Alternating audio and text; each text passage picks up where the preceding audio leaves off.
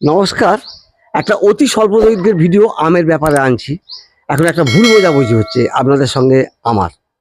এখন বলছে স্প্রে করেছি স্যার, আমের মুকুল আর আম খাওয়া হবে না বৎসর। কী হলো বল, সব আম নেই আর। তা আমি কি বলেছিলাম, শর্তটা কী ছিল, যে যখন আপনি ফুলের উপর স্প্রে করবেন সকালের দিকে স্প্রে করবেন না। 7টা, 6:30, 7টা থেকে ওদের পরাগমিলন শুরু হয় 11টা পর্যন্ত। ওই পিরিয়ডটায় সকালের দিকে স্প্রে করবেন না, বিকেল 4টের পরে স্প্রে করতে হবে আম গাছে। আর ডোজটা দিতে হবে কম কম। কি বলেছিলাম, যে প্রতি লিটার জলে 1/2 গ্রাম মাত্র বোরন, আর 1 গ্রাম বা খুব বেশি হলে 1.5 গ্রাম দিতে হবে সাব পাউডার বা M45 পাউডার, যেটা ডাইথেনিয়াম আছে, ইন্দোফিলিয়াম আছে, ইত্যাদি ইত্যাদি, ম্যানকোজেব 75%। মানে পরিমাণটা কম করে 1 থেকে 1.5 গ্রাম, বুঝতে পারছেন না? আপনার 2 গ্রাম 2.5 গ্রাম করে দেন, যাই হোক। আর দিতে হবে বিকালবেলায়, 3 দিন ছাড়া বা 4 দিন ছাড়া 2বার দেবেন, ব্যাস, আর দিতে হবে না। আর দানাটা সঙ্গে সঙ্গে ছোটো ছোটো দানা বাঁধার পরে রস চুষে খাওয়া, মানে পোকা খেয়ে যাতে ঝরিয়ে না দেয়, সেই জন্য বলেছিলাম যদি একতারা দেওয়া হয় তাহলে খুব বেশি হলে 6 লিটার বা 7 লিটার জলে 1 গ্রাম, বা ইমিডাক্লোপিড 2 লিটার জলে 1/2 মিলি। মানে ডোজ কত কম দেখছেন একবার, এইটা খেয়াল করুন না। এইটা করলে মোটামুটি থেকে যাবে। শুধু আমি মিলিয়ে দেবো, চলুন। আরেকটা কথা কি, আমের যে শীষ আসে মুকুলে, সব আম ধরে রাখতে পারবে না গাছ, এটা নিয়ম, ঝাড়িয়ে ফেলে দেবে প্রকৃতির নিয়ম অনুযায়ী, অত সে ধরে রাখতে পারবে না। এবার দেখুন আমার এই গাছে, আম গাছে, দেশি আম গাছের বিপদ একটা দেখাবো।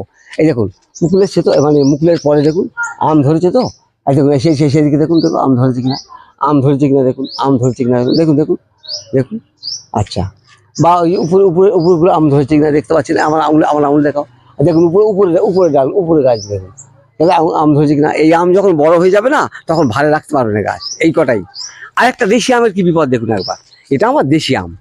এই দেখুন এইটাই আসেনি মুকুল, এইটাই আসেনি, আগামী বছর এইগুলোতে আসবে।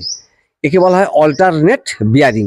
এবছর এই মুকুলটা এসছে এই এই এই ডালে, এই এই এই শীষে, আগামী বছর কিন্তু আমরা আম পাবো না, এটাই নিয়ম।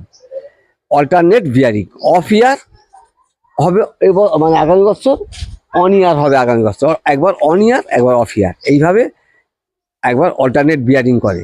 অর্থাৎ প্রতি বছর দেশি আম গাছের, ল্যাংড়া বলুন, হিমসাগর বলুন, বা কী বলবো, দশেরই বলুন, এই গাছে সব ডালে কিন্তু, শাখায় কিন্তু আম পাবেন না আপনি প্রতি বছর।